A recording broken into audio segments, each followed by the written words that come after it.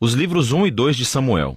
São dois livros separados em nossas Bíblias modernas, mas essa divisão se deve simplesmente ao tamanho do pergaminho. Ele foi originalmente escrito como uma história coerente. Nesse vídeo, nós vamos abordar somente o livro 1 de Samuel. Depois que Israel foi resgatado da escravidão no Egito, eles fizeram um pacto com Deus no Monte Sinai e finalmente chegaram à Terra Prometida. E ali, Israel deveria ser fiel a Deus e obedecer aos mandamentos da aliança. Antes do livro de Samuel, os juízes mostraram como Israel falhou feio nessa tarefa. Foi um período de caos moral e mostrou a necessidade de Israel por líderes sábios e fiéis. O livro de Samuel fornece uma resposta para essa necessidade. A história do livro de Samuel se concentra em 3 personagens principais: o profeta Samuel, de onde o livro recebe o nome, depois o rei Saul e depois disso o rei Davi. E todos os 3 fizeram a transição de Israel de um grupo de tribos governado por juízes para um reino unificado governado pelo rei Davi em Jerusalém.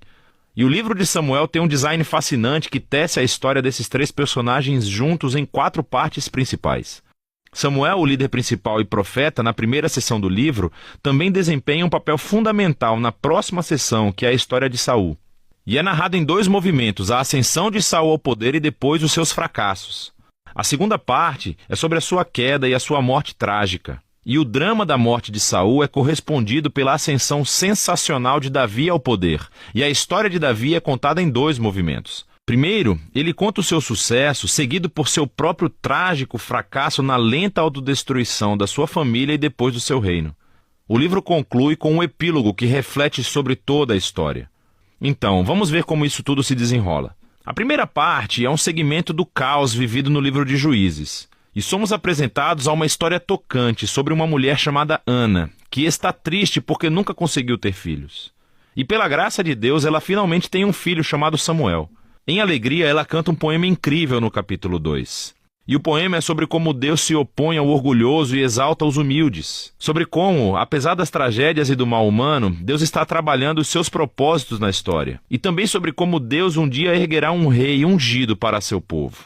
Agora, o poema de Ana foi colocado aqui no início do livro para apresentar esses temas-chave que veremos ao longo da história, como na seguinte: Samuel cresce e se torna um grande profeta e líder para o povo de Israel, ao mesmo tempo em que os filisteus sobem ao poder como arqui-inimigos de Israel.